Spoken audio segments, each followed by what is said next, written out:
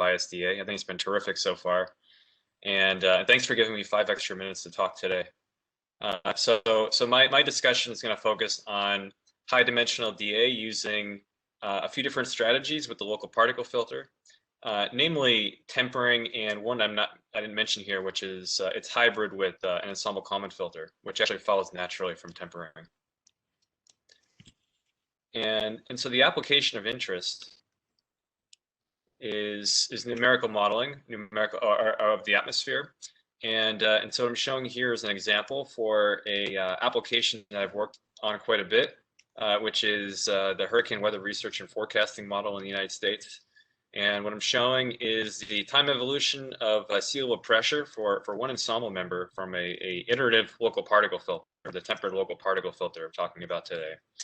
And all the measurements that go into this system. And so on the top, I'm showing conventional obs over the U.S. and Atlantic Ocean and Central America. And the bottom, I'm showing radiances from satellites, which make up a bulk of the measurements. And so we have hundreds of thousands of observations going into this system. And so the tools we have for tackling problems like this, which contain a mix of linear and nonlinear regimes, are primarily ensemble common filters, various 4-dimensional variational methods, which I have mentioned here. So these are methods that are used operationally for global weather prediction. Ensemble common smoothers for some limited problems. Various iterative ensemble common filters and smoothers. I just have some very simple ones here, which just involve applying a common filter or a common smoother update multiple times, which can easily be put into community software packages. And lastly, the two that I'm going to talk about today, which are tempered local particle filter and a local particle filter ENKF hybrid, both of which I put into the Data Assimilation Research Testbed, which is used for DA research in the US, as well as the GSI system, which is used for operational NWP. And I'm not going to go into results for the big models, just mostly explaining the methods today. For a review of all these methods and some comparisons with toy models in the context of NWP, one of my students wrote a pretty nice paper recently, which is almost accepted at this point on these methods. And so the way I'm going to introduce these regularization, tempering, and hybrid methods is through a very simple example, which is first going to introduce localization for particle filters, because it's not exactly trivial, what this does, or what localization does in the context of particle filters. And I'm going to build off of that. And so just to begin, consider a very simple 2-dimensional problem in which we have 2 variables. One is u, which is on the x-axis, the other one is v on the y-axis. One of them is directly observed by some observation y. And what I'm showing here are a bunch of samples from a prior distribution. And I'm going to attach a Gaussian kernel on each of these just to visualize what that PDF looks like. So it's just purely for visualization purposes. And I have the marginals for v and u over here on these 2 plots. And so what I'm going to introduce is what localized particle filters actually do, and namely just decouple v and u. And so if you update v with this observation, it's going to decouple. I mean, localization is just going to slowly, decouple whatever update you would get for variable u as well, in observed quantity. And so the way I'm going to, and if you were to just apply a particle filter for this step, which would be the Bayesian result, then you'd get something that looks like this. But the localized solution is I'm going to show you after going through some of the methods and look a lot different.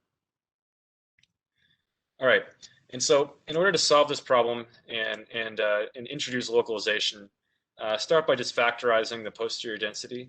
And so x, which is just u and v, is p of x given y for this state vector can just be written as p of v given y times which would be our posterior for the marginal v, times p of v given v. And in the context of particle filters, p of v given y will be approximated using just a weighted sum of delta functions, which are just related to the likelihood. And p of u given v is where localization would come in. And so we want to provide some modification of P of U given V to introduce some decoupling of those variables. And so let's consider, for the standard particle filter, P of U given V is just a weighted sum of the product of these delta functions on the marginals. And so when U and V have the same index, for a particle, then you have a point mass. But if U and V were actually independent, then we can write P of U given V is just equal to P of U, and then you would just have a point mass in each of these marginals for U. And this is called block localization. And there's nothing wrong with doing this as long as you know that U and V are independent. Now, for a lot of geophysical problems such as prediction, it is practical to assume that a lot of the variables we have independent errors, and we can update the DA. I mean, we do the state update through a series of independent DA steps. But for a lot of variables, we cannot completely decouple these quantities, and we have to treat them somehow. And this brings us to things such as covariance localization. And so what we do with covariance localization is apply a naive approximation, which is that we can perform a smooth, continuous decoupling of variables that have some geographical displacement on our model domains. And so in the context of these two estimates of P of U given V, which I just introduced, one being completely independent errors, the other one being the particle filter estimate. This decoupling would just give you this expression, which I'm just going to call PL of U given V. And so all that means is this rho, which is just a localization coefficient. If it's equal to 1, you get the particle filter solution. If it's equal to 0, you get this block localization, for example. And rho is typically modeled using some function of compact support, smooth, continuous, such as the Gasperi-Cohn function that's used a lot for atmospheric DA. Now, if we were to take this localized version of P of U given V, then we could come up with an expression for the posterior marginal for U, which is our unobserved quantity. And so just integrating over V, what you get is an expression for P of U given Y, which contain our original particle weights for our observed quantity and our localization function. And again, if rho is equal to 1, this gives you back the particle filter solution. If rho is equal to 0, then what you get is the block localization example. And this is just the marginal the weight equation for marginals that was given in Potterjoy et al. 2019. And so being able to write down exactly what P of U given V for the localized particle filter is means that you can also write down what the full PDF is for this localized density. Lastly, note that during this process, P of V given Y, which is our marginal posterior for the observed quantity, is not changed at all. And so this is still just the particle filter estimate. And so when applying localization, the 2D example that we showed here, while simple, it generalizes. And so the steps I went through, they apply for any nx greater than 2 or ny greater than 1, indirect measurements, whatever. But the problem here is that localization increases the number of model solutions tremendously. And so before we had a set of any particles, and so we had any plausible solutions. But once you apply localization, you have any raised to the nx solutions. And so that gives you a localized posterior PDF that has many different things to consider. We can sample from this localized posterior recursively. There's a process introduced by Metroff et al. 2014 based on this idea of this multivariate rank histogram filter, which solves this problem. The only issue is it's very expensive. And so additional simplifications are needed to sample from this localized posterior density. I'm just going to describe a couple basic ones that work for NWD problems. This is not an exhaustive list, but it's ones that are going to be relevant in today's talk. The first one is just the rank histogram filter of Jeff Anderson's creation, which essentially just performs a particle filter update for each observation space, followed by an additional regression step to update the unobserved quantities. The local particle filter I introduced in 2016 and updated in 2019. It can be thought of as kind of like a extension of this rank histogram filter, or in other words, a simplification of the Metroff et al. Multivariate rank histogram filter. The approximation I make is after doing that particle filter update in ObSpace, I come up with a set of updates for my unobserved variables that just fit the moments of this localized marginal moments of this localized particle filter density. And the last method I'll mention is one that's used at DWD, and they've had some really nice results recently using this other approach, which updates marginals independently with some additional procedures to reduce any discontinuities that may emerge when doing this sampling independently for different parts of their space. And so what exactly does localization do in the context of weight collapse for particle filters? We know that in order to prevent weight collapse for the standard bootstrap filter, the ensemble size must increase exponentially with the log likelihoods. And so this is a pretty well-established result. This quantity can be quite large if we have either very accurate measurement or a lot of observations, both of which happen for NWP problems. For the local particle filter, instead of having an ensemble size that has to increase exponentially with the variance in the log likelihoods, we're dealing with the log of these modified weights instead. And as you can see, if rho is less than 1, then that's automatically going to decrease its variance and require fewer particles to prevent weight collapse. But at the same time, that only helps you for your unobserved quantities. And so for, if you have a variable that has many observations, or maybe just one very accurate measurement, you can still collapse the system in observation space. And so localization is not enough to prevent weight collapse alone. And so this brings us to regularization, which is one way of preventing weight collapse in a rather heuristic way. What we can do is we can take our weights that go into our particle filter estimates for the marginals, and we can just raise them to some power beta. And so beta would just be some some value between 0 and 1, and then performing this additional modification of weights and then normalizing gives you something that does not collapse. Of course, the solution will be biased, but it's not going to collapse, and so you can still use it for large applications. Beta can be chosen adaptively to satisfy various heuristic measures of collapse. And so what I do is for my particle filter is I use a beta that is going to give me a specific effective ensemble size, and so the betas are found numerically for each marginal in my problem. And one nice aspect of this regularization is it can be expanded naturally to include tempered transitions.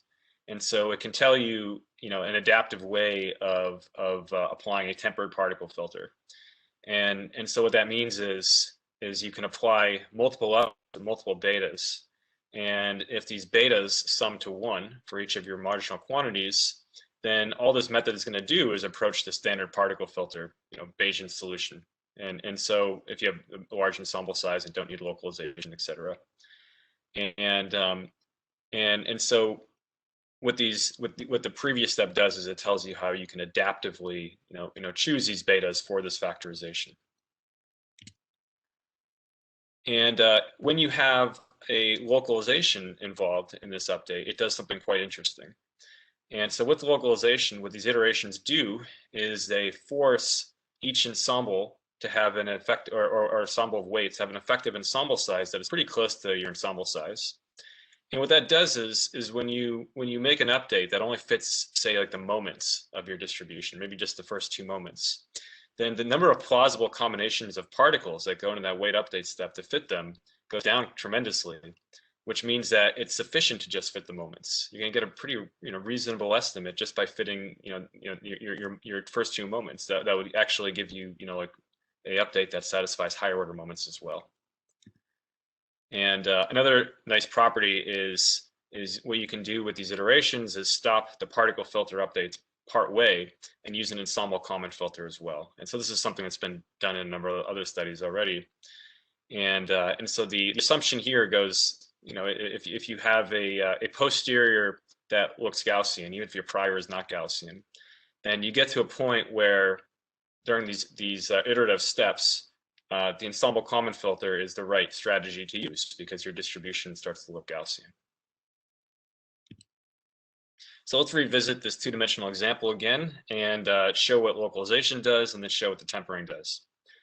All right, so for this two-dimensional example, again, we just have this multimodal distribution. One observation that's observing a variable v. The Bayesian solution looks something like this. It converges to just one mode because we're only observing this one mode up here, or we're observing a quantity in that mode with a pretty small error variance. And what the localization does for this problem is something that's probably not very good. It essentially gives you a multimodal posterior and gives you a non-zero probability in a part of your domain that had no prior probability.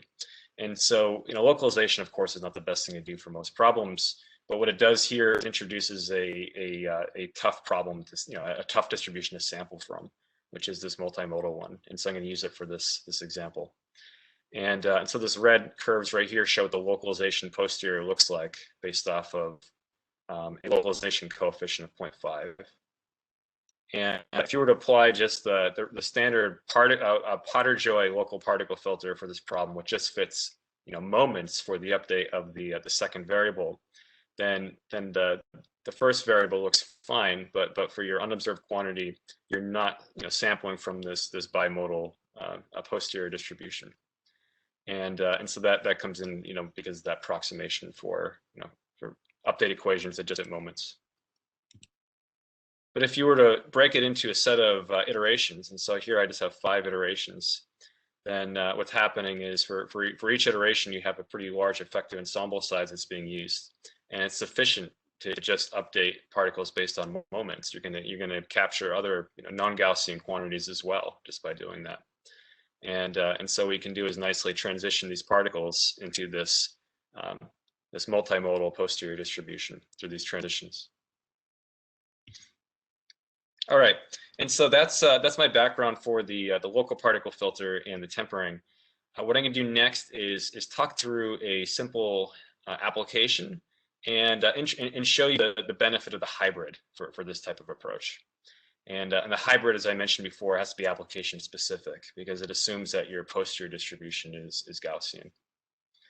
And so a classic problem for meteorology is for the convective scales, how do you assimilate radar reflectivity measurements to correct all the state variables in your system, namely hydrometeors or cloud variables in and around these convective cells. And so a very simple problem is to just choose one point within these cells and examine a ensemble forecast. In this case, just a five-member ensemble forecast, a 5-minute 100-member ensemble forecast. And I'm showing here on the x-axis the reflectivity, and so that's your observation space prior quantity. And on the y-axis, the corresponding water vapor mixing ratio, water rain mixing ratio within the clouds. And so this is a variable in the cloud that is going to be closely related to the reflectivity. And the resulting prior distribution is quite non-Gaussian. And so what I'm going to do is I'm going to mimic this problem by just introducing a very simple measurement operator, which I'm going to then plug into a larger model that's a model that's a bit simpler than a full physics weather prediction model, and explore some of the properties of this hybrid method. And so for this example, I just have a observation operator that is the log of the absolute value of a observed quantity, and so that gives me this multimodal behavior you see in this case over here, plus this log relationship. And so this is what you would see in a reflectivity or all sky radiance DA problem for weather prediction on the periphery of clouds. If you were in clouds, you'd see something that looks more like this, where you just have this log relationship, and the absolute value part doesn't matter so much. And so all I did here was I shifted my prior mean over from something that's closer to 0 to something that was larger. And so let's just focus on this problem for now. It's a bit simpler. But despite it not being as non-Gaussian as that the multimodal case I showed, it still presents some challenges from ENKFs, which are going to be interesting, but also it lends nicely to this hybrid approach. And so for the Bayesian solution, if you were to apply the particle filter, you get something that looks reasonable. I use a really, really large ensemble here, and so I'm confident that this is the right solution. And if you use the ENKF, what happens is a lot of these particles on the tail of this distribution get pulled into unphysical directions, which is something that's to be expected. And the temp particle filter just breaks this into pieces, and so all you're doing is breaking up the update of our particles into different pieces by simulating observations multiple times using those beta coefficients. And what you can do is stop this part way. In this case, I just stopped it with an effective ensemble size of 0.8, and I simulate the rest with an ENKF, and you get something that is, it's an approximation of that posterior solution. It's not perfect, but but if you have a limited ensemble size, you can't apply the particle filter for this problem. And so it's a nice trade-off between using the particle filter to make the distribution look more Gaussian and in getting rid of the negative behavior of the ENKF case. And so what I'm going to do is I'm going to use this measurement operator in some experiments using a coarse resolution general circulation model. For those of you who use the Data Assimilation research testbed at all, this is just a B-grid solo option. And I'm gonna run some experiments using 80 members to run year-long experiments using the particle filter EAKF and this particle filter EAKF hybrid. And my experiments are going to allow the model to run up for 90 days with a free-running ensemble before I simulate any observations. And I'm going to have two observation networks. One is 400 surface observations, which are these circles here located across the planet. And the observation operator is going to look like that log absolute value function which I showed. And I'm only going to be assimilating, the measurements are only going to measure the surface pressure. The second observation network is going to be the same as the first, plus 200 direct surface observations. And so it's like a mixed regime where you have linear measurement operators and nonlinear measurement operators. And the model dynamics are also quite linear for this problem. And so the ENKF with conventional obs does very, very well. It's a very easy problem for ensemble common filters, which is precisely what I'm trying to replicate here. Something that is easy for ENKFs, but can be made challenging through nonlinear measurement operators. And here's the results from that first case with observation network 1 nonlinear measurement operators. Here, the tempered particle filter can do something quite a bit better than the ENKF. I'm showing root mean square errors for the priors on the x-axis, in the y-axis, and the days are on the x-axis. And this hybrid approach does a little bit better than the particle filter. And the reason being that I have an ensemble size of 80 members. If I were to just increase the ensemble size quite a bit from there, then eventually the blue and black curves would meet. But the ENKF just cannot do much with this, or it does something useful with those linear operators, but nonlinear operators, but can't do as well as these particle filter hybrid methods. Now, if I were to give this mixed network, then the ENKF surpasses the performance of the particle filter, but still is not as good as this hybrid. And also, if I were to just assimilate the observations with linear measurement operators, then what happens is the ENKF and the hybrid meet. And so what you get is a method that does no worse than the ENKF for linear applications, but for this nonlinear case, it provides some substantial benefits. All right, so some conclusions. Regularization and tempering prevent weight collapse and alleviate some of the obstacles for the localized particle filter. We also discussed a hybrid filter methodology, which is common to ones that have already been proposed. This is the first time tested with this localized particle filter. And it follows naturally from these tempered transitions. Idealized GCM tests show some of the practical benefits of this hybrid approach. And I look forward to applying it for some larger applications. Right now I have one student who is working with the weather research and forecasting model and applying these tempered and hybrid approaches for convective scale modeling. And I'm also working on a project related to the hurricane analysis and forecast system in the US, which is using a regional version of the NOAA FE3 model with this particle filter. And so I'll be able to examine the behavior of this method for much bigger problems in the near future. All right, thank you. All right, thank you, Jonathan. That was really interesting. You have really progressed on the localized filter. So